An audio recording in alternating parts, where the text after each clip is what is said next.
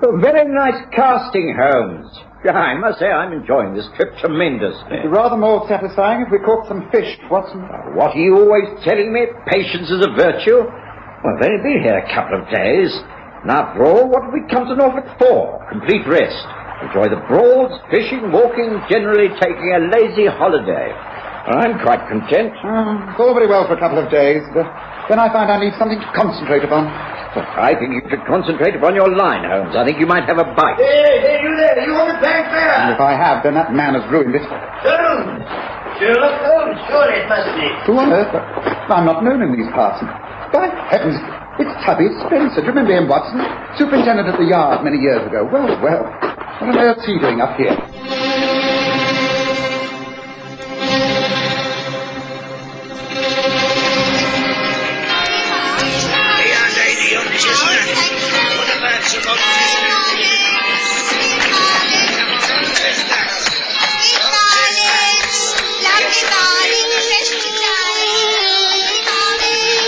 We present the stories of Sherlock Holmes.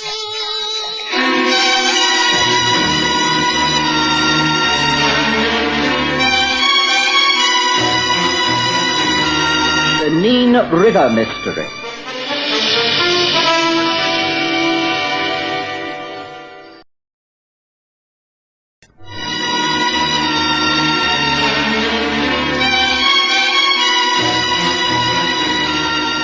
The summer of 1889 came very late, but it suited me quite well, for I'd been busy the whole of August, and it wasn't until September that I had time on my hands. When I did, the summer really started. Sun came out, the temperatures rose, and it seemed an ideal time to take a short break. Most holiday makers had gone home. The resorts were deserted. I persuaded Holmes to join me for a few days on the Norfolk Broads. We'd found a small inn which was reasonably comfortable, and for 2 days we'd enjoyed the walking and the scenery. And then one morning we'd been disturbed by the well-remembered figure of Superintendent Spencer, or rather, ex-superintendent, for he'd retired from Scotland Yard many years ago. Holmes, Watson, well, this is a wonderful meeting. I inquired at the inn, and they told me I'd find you on the river. Tubby Spencer, this is a surprise. Good to see you. Hey, Watson? Yes, certainly is. You're looking well, Superintendent. Oh, no titles, please. I gave that up years ago. Just plain Spencer. Or Tubby, if you like. What are you doing in these parts? The wife and I bought a pub when I retired. The Anglers' Rest at South Wootton, near the mouth of this river. Nice spot. We're well content there. How did you find us? Oh, your fame spreads far and wide, Holmes. Once I'd heard the name Holmes, and the description of a tall, angular fellow who walked the fens in a deerstalker hat, accompanied by a burly fellow who was a doctor. I knew who it was. Well, it's splendid to see you again after all this time. Good to see you. Tell me, are you satisfied with your stay at the local inn? It's the Wheat Sheep, isn't it? Yes, that's correct. I think we can say that they're making us comfortable there. Don't you agree, Holmes? Oh, yes, I've no complaints. But perhaps you have a reason for asking that question, Tubby. Although South Wootton is but a short way off, you've travelled here at some haste to find us, have you not? Now, how did you know that? You were always a very careful dresser. Your outfit is still smart. You've not become slovenly in any way. Yet your boots are badly tied, your socks don't match, and your tie is inside out. You dressed hurriedly. You've even taken to horse to reach us, hence the riding crop in your hand. Why the haste, Terry? Something wrong? I can see that you are just as observant as ever, Holmes. Yes, I heard that you were here for but a few days, and I was anxious to see you before you departed. Well, we've a couple of days more left of the holiday. You needn't have hurried. Oh, that's good. Then perhaps I might make a suggestion. If you care to see a little more of the district, why not leave the Wheat Sheep and come across to my place? Well, there is free accommodation for you at the Fisherman's Rest. My wife will be glad to meet you. She's a rare cook, I can tell you. And you'll have plenty of time to explain to us just what it is that's worrying you. What is it, Tubby? You say that you're no longer a member of the force, but you're still interested in crime, aren't you? And it is a crime that you wish to discuss, isn't it, Tubby? Tubby Spencer simply grinned and inclined his head. And that was enough for Holmes. He had exhausted all his interest in fishing. The mention of the word crime was a bait far more attractive to his mentality. Within minutes, we'd gathered together our fishing gear and were on our way back to the inn. By lunchtime, we'd been taken by donkey cart across the fenlands to South Wootton. The Fisherman's Rest was in every way superior to the inn we had just left. Mrs. Spencer made us very welcome. After a fine meal, we retired to Tubby's parlour, where we lit our pipes and sat near the open windows that looked out towards the river's mouth. Well, come on, Tubby. This is the ideal time to explain what it's all about. Well, now, Holmes, you've got to understand that South Wootton is a very small place. Not much goes on here, and the population is sparse. So, as most villages, gossip is part of the day-to-day diet of most folk. But recently, something has happened that's caused a real stir. 2 people, the man and his wife, have simply disappeared. Disappeared? Margaret and Bill Easton. Well, they live in a large cottage right up near Goose Fen. They've been married some 8 years. She was born and raised here. He's a Londoner she met and brought up to Norfolk after their marriage. He got a job as a salesman in King's Lynn. He's been doing very well. There was talk of him opening his own business, and then something must have happened. The plan was abandoned. Bill used to go away on trips connected with his work. Left 3 days ago, they both did. No one's seen them since. But 3 days is no time at all. They could turn up at any moment. What makes you think that anything is wrong? Surely it's far too early to become anxious in any way. Oh, I hope so. That's why it's not been reported officially. But the Eastons have always been a bit of a mystery couple. Keep themselves to themselves. And this mystery has been borne out by Luke Merivale. Who's he? He's their lodger. A rum sort of cove. He arrived in these parts about a year ago. Works at the local garage as a mechanic. Oh, there's nothing known against him, but he's not liked. Bit of a snooper. And hasn't made friends except with a few poachers and the like. A rumour has it he's a bad lot, but as I say, there's nothing known against him. Anyway, he's very upset about this disappearance. He says there's been foul play of some kind. On what facts does he base these suspicions? Look, why don't you let him tell you himself? He's always calling in a bar on late afternoon for a pint. You get talking to him. He'll tell you everything. I'm sure he will. He's a tall, skinny bloke. A bit servile, but he will talk.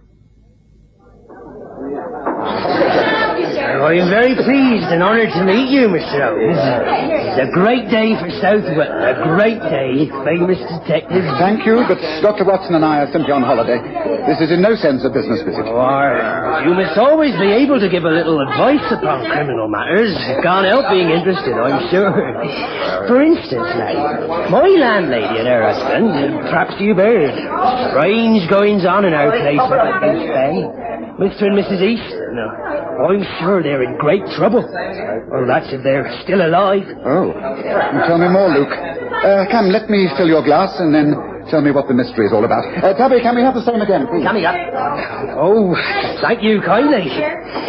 Well, now, it's this one. I've been boarding at the Eastons for nearly a year now, and I was quick to realise quite a few things. One was that Bill Easton had trouble in the past.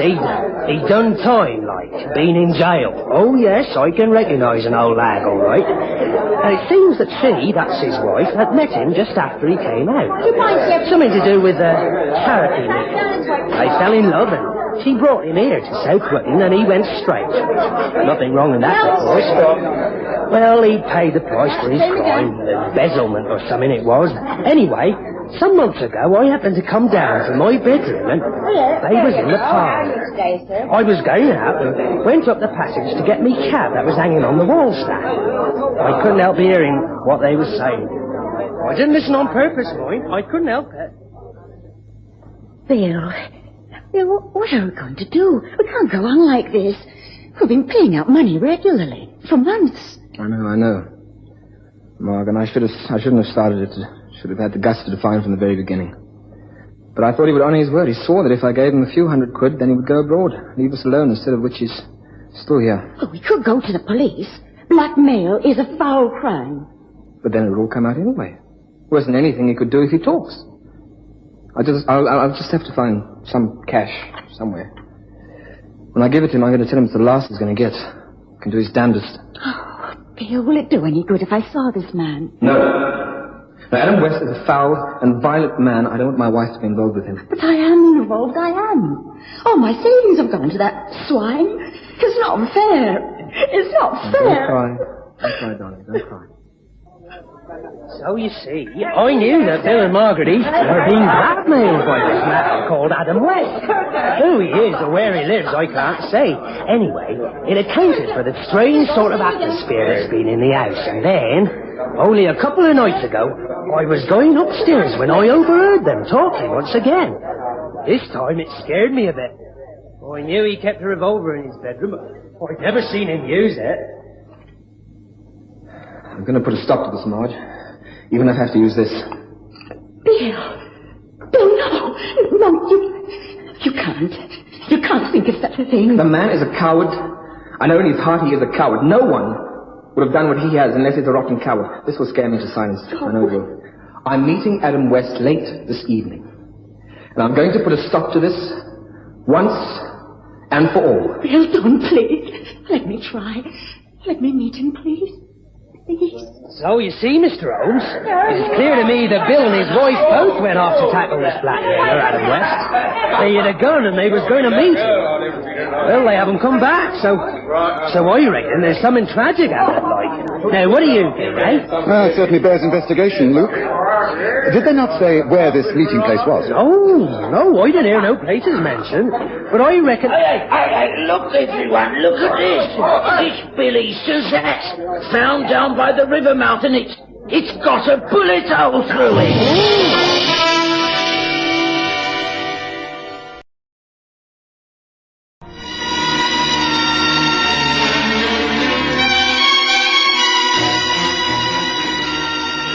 It's difficult to describe the sensation that broke out on the bar of the Fisherman's Rest.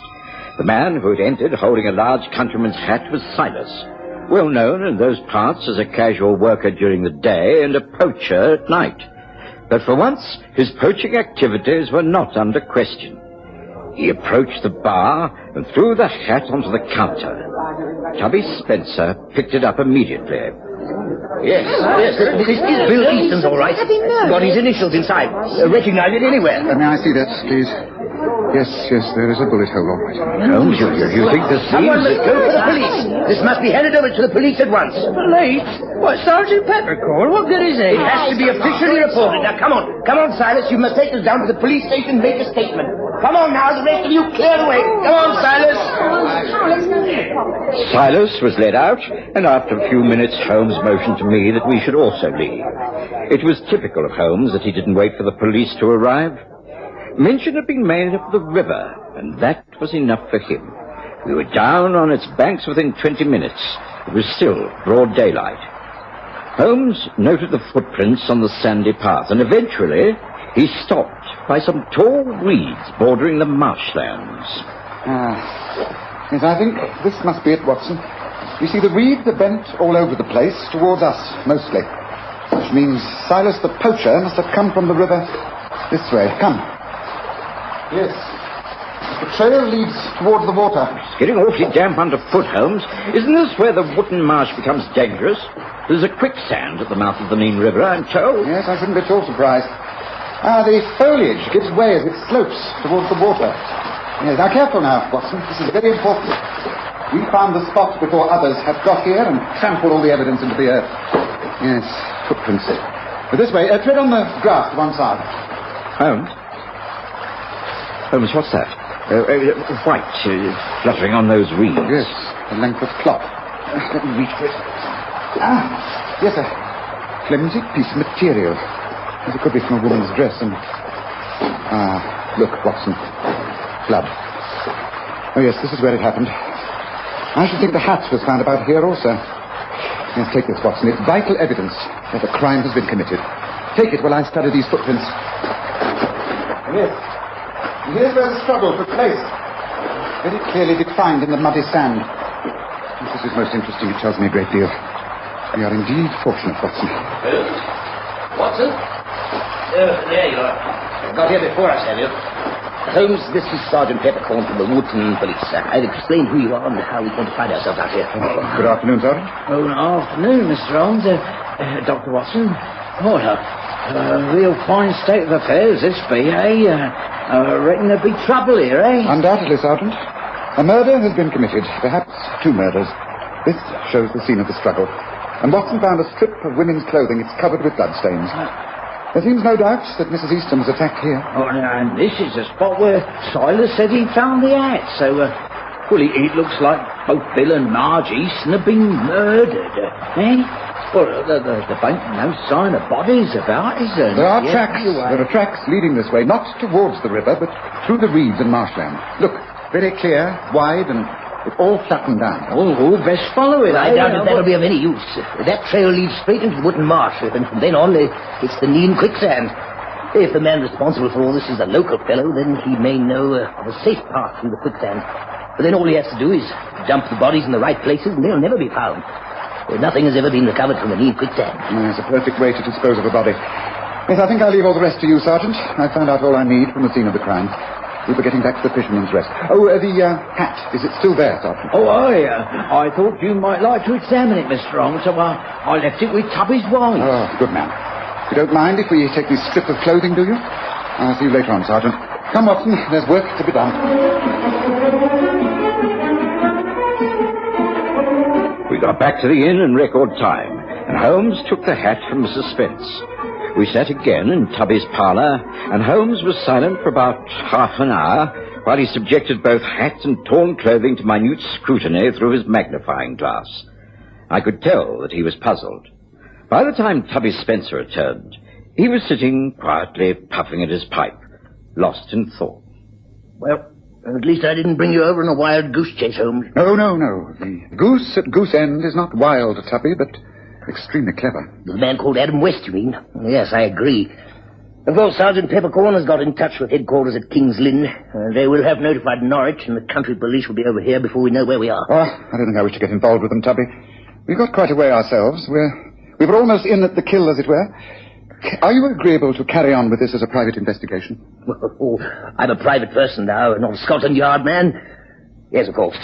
Then it'll be a pleasure to work with you again. Ah, good. Now, what are your thoughts about this up to the moment? Well, on the face of it, it appears that Bill Easton went out to keep the rendezvous with Adam West, who had been blackmailing him. We know he was armed. I should judge that his wife followed him. There was a confrontation down by the river. Perhaps Easton pulled a gun and tried to fire at West. His wife intervened. There was a struggle. West shot Easton. Then after another struggle in which Margaret's clothing was badly torn, he overpowered her. He threw her into the quicksand and disposed of Easton's body in the same way. Yes, that is a workable theory. But you don't agree with it? Oh, no, not at all. Then might I ask what your thoughts are up to this moment? I'd sooner keep them to myself for a while. They're rather disorganized, and I hate rambling thinking. What about you, Watson? Well, I have to agree with Tubby. There's only one thing that I'm not sure about. What's that? The lodger, Luke Merivale. He's a shifty sort of man. I wonder if his evidence is to be trusted. We've only his word for it that these conversations he overheard actually took place. For all we know, there might not even be a blackmailer called Adam West. Splendid thinking, Watson. That's really very astute of you. Full marks. Oh, thank you, Holmes. You see, if his story's correct, then why didn't he move before? Why, for instance, if he is an inquisitive type of person, and he obviously is because he eavesdrops, didn't he follow Easton and his wife and check up on their movements on the night of the crime? Why, indeed. Of course, he might have been too scared. Or he might be even more involved. Lodgers have been known to disrupt domestic harmony, you know. Well, it's worth thinking about, Holmes. Wrong, Watson. Totally wrong. You are, in fact, both wrong, but it is getting late. I suggest a little light supper and an early night. Tomorrow morning we can resume our investigations. I shall first send off a telegram to your old firm of Scotland Yard, Tubby. And in the morning I suggest a trip to King's Lynn. King's Lynn? But why, Holmes? Easton's place of work. I think we might be able to pick up a few missing threads from quite an opposite direction. And meanwhile, your wife tells me there is cold game pie and cider for supper. Shall we join her in the kitchen, Tubby?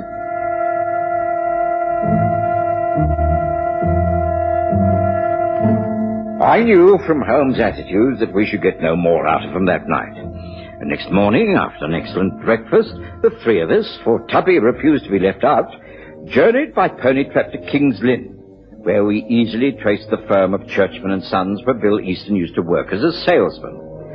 The chief clerk showed us into the small office that Easton used. Yes, this is where poor Bill used to work. We haven't touched anything, of course, because Well, because we're still hoping that all these rumors are ill-founded and that he will return. That's his desk. Thank you. I'm afraid the chances of you seeing Bill Easton again are very remote. But I'm glad you've left everything undisturbed. Thank you. I shall be in my office if you wish to discuss anything further. Excuse me now, please. Rest if I can see what's so important about searching his place of work, Holmes. I should have thought a search of the house would have been more profitable. Not if there was something he wished to conceal from his wife. There's this, for instance. A wallet. And in the wallet, letters. Here's one letter in particular. Listen to this. My dearest Adam, just a short note to say that I shall be waiting at the same place for you. I love you and will wait for you for always. I know that we shall come together in the end and live comfortably for the rest of our lives. Yours, Pearl. Letter to the blackmailer? Yet Bill Easton came by it. Holmes, do you think this is significant? Could Easton have been planning to turn the table, blackmail the blackmailer? Lady Pearl has unfortunately, by sheer force of habit, perhaps, written her address at the top of the paper. 12 Sheepcote Lane. Well, our next port of call is clearly indicated. Come, gentlemen, let us visit this Pearl lady. I think we're nearing the end of our chase. Sheepcote Lane was on the other side of the town, but we found it quite easily. Holmes walked rapidly up the steps, and a buxom young lady answered the door. You are Pearl? We are the police. Kindly let us in. We wish to ask you a few questions. What's your name? You can't come in here. We are in. Now, where is the man who calls himself Adam West? Adam? He ain't here. He's gone to... What is it, Pearl? I thought I heard someone... Bill Easton. That is correct. Bill Easton, who served his first term of imprisonment as Adam West, and who will now hang for the murder of his wife, Margaret Easton. You'd better take charge from now on, Superintendent Spencer. Tubby Spencer took charge automatically. Easton broke down once he realized he'd been caught. Holmes drove the pony cart back to the Fisherman's Rest and explained. You see, Watson, there were two things that simply didn't fit in with Tubby's theory, that a blackmailer had murdered both Easton and his wife. The first was the scene of the crime. That struggle clearly indicated only two sets of footprints, a man's and a woman's. There was no third party. Hence, the struggle was between Easton and his wife. The second was the hat. Easton fired a bullet through his own hat to make everyone think that the bullet had lodged in his brain and the body thrown into the quicksand along with his wife's. But he made a big mistake. He fired the gun from inside the hat so that there wouldn't be a hole on the other side. There was clear evidence of the powder burns inside. Hence, no murder. Yes, he'd invented the character of Adam West as a blackmailer, threatening to reveal his criminal past in order to drain away his wife's savings. He salted them away with his own money in order to run off with Pearl, his latest mistress. Scotland Yard confirms that he was both Adam West and Bill Easton. Well, I've had a very enjoyable fishing trip. It ended with quite a satisfying catch after all, didn't it, Watson?